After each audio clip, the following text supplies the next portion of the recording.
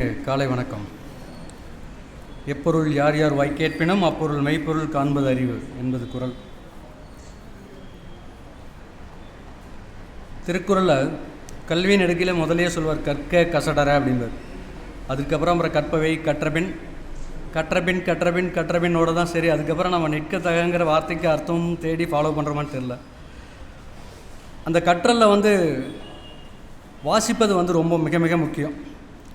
ஏன் வாசிப்பு மிக முக்கியம் அப்படின்னு சொன்னால், புத்தகம் வாசிப்பது என்பது மனித வாழ்வில் ஒரு மகத்தான ஒரு நோன்புன்னு கூட சொல்லலாம். வாசிப்பது ஒரு தவம்னு நம்ம சொல்லியிருக்கிறோம். ஏன்னா எதை நம்ம வாசிக்கிறோமோ அல்லது எதை அதை நேசித்து வாசிக்கும்போது நம்மளோட புறத்தில் நடக்கிற விஷயங்கள் எதுவுமே நமக்கு தெரியாது. சில நேரம் யாராவது தட்டணும் கூப்பிட்டே இருக்கிறவனை கேட்க மாட்டேது அப்படிம்பாங்க. அப்படின்னா நம்ம படிக்கிறதுல அதில் நம்மளை கரைச்சிடறோம் இல்லையா? அதுதான் யோகான்னு சொல்கிறாங்க. எந்த செயலை செய்கிறோமோ அதில் தன்னைத்தானே கரைத்துக்கொள்வது. அப்படி கரைத்துக்கொள்வதில் முதன்மையானது இந்த புத்தகம் வாசிப்பது. இந்த வாசிப்பு புத்தகம் இது அறிவை மட்டுமல்ல, வாழ்க்கை பார்வையும் வளர்க்கிறது, மாற்றுகிறது. இந்த ஏன்னா இது மற்ற புத்தகங்களை வாசிக்கும் போது தான் நமக்கான அனுபவங்கள் கிடைக்கிறது, அறிவு கிடைக்கிறது. அதிலிருந்து நம்ம வாழ்க்கையோட பார்வை மாறும். இது எப்படி மாறும் அப்படிங்கிறத ஒரு இது சொல்லும்போது சொல்கிறேன் நான் உங்களுக்கு. இந்த வாசிப்பின் முக்கியத்துவம் அறிவு வளர்ச்சி, மொழித்திறன் மேம்பாடு, சிந்தனை திறன் அதிகரிப்பு. சிந்தனை எப்படி அதிகரிக்கும் அப்படின்னா, ஒருத்தர் ஒரு கவிதையோ கட்டுரையோ ஒரு கதையோ எழுதினார்னா அதை படிக்கும்போது இல்லை இது தவறாச்சே, இது சரியாச்சே. இப்போ ஒருத்தர் சொன்னார் ஒரு திரைப்படம் பார்த்துட்டு ஏன் அந்த காட்சி மட்டும் பேசினார், 3 மணி நேரம் பார்த்துருக்காரு இல்லையா? இவரும் பார்த்துருக்காரு, அவர் அம்சப்பிரியவரும். அப்போது அவங்களுக்கான ஒரு இடத்துல அந்த இடத்துல யோசிக்க தோணுது. அதுதான் சிந்தனை திறன். இன்னும் சில இடத்துல தர்க்கம் பண்ணணும், இது தப்பாக சொல்லியிருக்கான், இதை இப்படி சரியாக இருக்காதுன்னு கூப்பிட்டு பேசினவங்களாம் உண்டு. கதை புத்தகங்களை படிச்சுட்டு கூப்பிட்டு பாராட்டினவங்களும் உண்டு, கூப்பிட்டு திட்டினவங்களும் உண்டு. இப்படி எழுதக்கூடாது, நீங்கள் மாற்றிருக்கணும், இதை தவறுன்னு சொன்னால் அப்படி பண்ணவங்களாம் உண்டு. அப்படியான ஒரு சிந்தனை திறனை தூண்டக்கூடியதற்கு இந்த வாசிப்பு மிகப்பெரிய பலமாக அமைகிறது. மன அமைதி மற்றும் மகிழ்ச்சி அடைகிறது இந்த புத்தகம் வாசிப்பு பயன்படுகிறது. மன அமைதி எப்படி கிடைக்கும்? புத்தகம் வாசித்தா மன அமைதி கிடைக்கும். அதற்கான சூழலோ அதற்கான நாம் என்ன சொல்கிறது, நம்ம மனசு ஒத்த போன ஒரு கதைகளை கவிதைகளை ஐயா சொன்னார் இல்லையா, சத்குருவோட இதுகளை படிக்கும்போது நமக்கு நகைச்சுவை படிக்கும்போது எனக்கு ஒரு உற்சாகமாக போயிட்டுருக்குது அப்படிங்கிறோம். அந்த மாதிரியான ஒரு உணர்வை தூண்டுது நம்மளோட புத்தகம். அடுத்து கற்பனை திறன் வளர்ச்சி, படைப்பாற்றல். எப்படி கற்பனை திறன் வருது? படிக்கிறவங்கெல்லாம் ஏன் எழுத ஆரம்பிக்கிறோம்? நமக்கு ஒன்று தோணுது இல்லையா? படிக்க இதுகளை படிச்சுட்டு வர இந்த விஷயங்களை இப்படி யோசிக்க தோணலாம், இந்த விஷயங்களை இங்கிருந்து நம்ம கற்றுக்க முடியும்னு தெரிஞ்சுட்டு தான் நம்ம ஒரு சம்பவத்தை பார்க்குறோம். பார்த்ததையுமே அது ஒரு கவிதையை எழுதலான்னு நமக்கு தோணுது இல்லையா? வார்த்தைகள் எங்கேருந்து வருதுன்னா நம்ம ஏற்கனவே படித்து நம்ம மனசில் இருக்கிற அல்லது மனதில் நிறுத்தி இருக்கிற வார்த்தைகள் திரும்பி கொண்டு வரோம். அதற்கான இதுவும் கற்பனை திறன் வளர்ச்சிக்கும் இது பயன்படுகிறது. அடுத்து வெற்றிக்கான வழிகாட்டி இல்லையா? நம்ம மகாத்மா காந்தியோட சுயசரிதையை படிக்கிறோம், நேர்மையில் எப்படி நம்ம வாழணும்னு. அடுத்தது அப்துல் கலாமோட அக்னி சிறைகள் படிக்கிறோம். அவரை படித்து தான் நம்ம சொல்கிறோம், இன்றைக்கி பேப்பரை போட்டு அந்த பையன் ஒரு காலத்தில் ஜனாதிபதி ஆனான் எப்படி. அதெல்லாம் ஒரு ரோல் மாடல், இந்த மாதிரியான வழிகாட்டு. ஸோ இத்தனையான முக்கியத்துவம் வாய்ந்த இந்த வாசிப்பு திறனை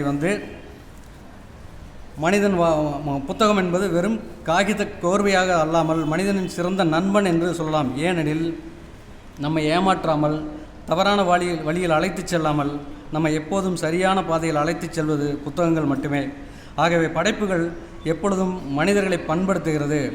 அந்த படைப்புகளை உருவாக்கும் படைப்பாளிகளை கொண்டாடி மகிழவும், ஊக்கப்படுத்தி மேலும் படைப்பாற்றலை பெருக்கவும், புதிய புதிய படைப்பாளர்களை கண்டறிந்து அவர்களை உருவாக்குவதையும் தனது முதன்மை குறிக்கோளாக கொண்ட பொள்ளாச்சி இலக்கிய வட்டத்தின் 141வது நிகழ்வுக்கு வருகை புரிந்துள்ள உங்கள் அத்தனை பேர்களையும் வருக வருக என வரவேற்பதில் பெருமகிழ்ச்சி கொள்கிறோம். இன்றைய நிகழ்வு 141வது நிகழ்வில் நூல் அறிமுகம், குறளும் வாழ்வும் மற்றும் வாசிப்பு ரசனை பகிர்வு, மேலும் கவியரங்கம் போன்ற நிகழ்வுகள் நடந்தேற உள்ளது. இதில் முதலாவதாக சிறப்பு விருந்தினர்களை மேடைக்கு அழைக்கிறேன். சிறப்பு விருந்தினரில் முதலாவதாக அழைப்பது எழுத்தாளர் சாராஜ் அவர்களை அன்போடு மேடைக்கு அழைக்கிறேன். சாராஜ் அவர்கள் இலக்கியவாதி மற்றும் நவீன தாந்திரிக ஓவியர். தற்போது பொள்ளாச்சியில் வசித்து வருகிறார். வடக்கந்தரியில் அம்மாவின் பரம்பரை வீடு வேளந்தாவளம் உங்களை வரவேற்கிறது. காலனியின் 4வது வீதி சிறுகதைகள், வெயில் மெல்லத்தாலும், பக்கத்து வீடு, ஒளியாண்டுகளுக்கு அப்பால் சிறுகதைகள் ஆகிய 5 சிறுகதை தொகுப்புகள், பெருந்தொற்று, வானவில் நிலையம், வள்ளி நாயகம் காம்பவுண்டு, நீர்க்கொல்லி என 4 நாவல்கள், கௌதம புத்தன் கசாப்பு கடை எனும் ஒரு கவிதை தொகுப்பு, அக்னி மற்றும் பிற கதைகள் என்கிற மொழிபெயர்ப்பு நூல், ஒரு அங்குல சிறுவன் என்கிற ஒரு சிறார் கதை தொகுப்பு ஆகியவை வெளியாகியுள்ளன. சிறுகதை போட்டிகளிலும் நாவல் ஓவியப் போட்டிகளிலும் பல பரிசுகளை பெற்றுள்ளார். இலக்கிய சிந்தனை விருது, தாஸ்னா ஜோதி விநாயகம் நினைவு விருது, தக்கலை இலக்கிய வட்டம் விருது, சௌமா இலக்கிய விருது, எழுத்து அமைப்பின் திருமதி சவுந்தரா கைலாசம் நினைவு விருது, நெருஞ்சி இலக்கிய விருது உள்ளிட்ட பல்வேறு விருதுகளுக்கு பெற்றுள்ளார். இத்தகைய பெருமைக்குரிய சொந்தக்காரர் எழுத்தாளர் சாராஜ் அவர்களை பொள்ளாச்சி இலக்கிய வட்டம் அன்போடு அழைக்கிறது. அடுத்து கவிஞர் கோ லீலா அவர்களை அன்போடு மேடைக்கு அழைக்கிறோம். கவிஞர் கோ லீலா அவர்கள் பொறிஞர், சூழியலாளர், கட்டுரையாளர், விமர்சகர், ஹைகோ ஆய்வாளர், கவிஞர், மேடை பேச்சாளர் என பன்முகம் கொண்டவர். திருக்குவளையில் பிறந்தவர். பொள்ளாச்சியில் நீர்வளத்துறையில் உதவி செயற்பொறியாளராக பணிபுரிகிறார். இதுவரை 9 நூல்களை எழுதி வெளியிட்டுள்ளார். இவரது மறைநீர் எனும் முதல் நூலானது 2000 முதல் 2020 வரையிலான புத்தகங்களில் புக்தியை துளத்திய புத்தகம் என விகடனால் அறிமுகப்படுத்தப்பட்டுள்ளது. பல்வேறு விருதுகளை பெற்றிருப்பதோடு 5000த்திற்கும் மேலான பிரதிகள் விற்பனையாகியுள்ளன. இந்நூலினை நவீன அமரன் ஆங்கிலத்தில் மொழிபெயர்த்து வெளியிட்டுள்ளார். நம்மாழ்வார் நினைவு சூழியல் மேம்பாடு விருது, கண்ணதாசன் விருது, படைப்பு இலக்கிய சுடர் விருது, திருப்பூர் சக்தி விருது உட்பட பல்வேறு விருதுகளை பெற்றுள்ளார். இத்தகைய பெருமைகளை கொண்டுள்ள கவிஞர் கோ லீலா அவர்களை அன்போடு பொள்ளாச்சி இலக்கிய மேடைக்கு அழைக்கிறது. மேலும் இன்று திரு சாராஜ் அவர்கள் எழுதிய பரேசியா மேல் வருகை நாவலை நூல் அறிமுகம் செய்ய வந்துள்ள கவிஞர் ரா கீர்த்தி அவர்களை மேடைக்கு அன்போடு அழைக்கிறேன். கவிஞர் கீர்த்தி, விதை அமைப்பு, பாலக்காடு, கேரளா. கீர்த்தியின் நூல் விமர்சனம் நிறைய நம்ம பார்த்துருக்குறோம். அவங்களுக்கு அதிக அறிமுகம் தேவைப்படாதுன்னு நினைக்கிறேன்.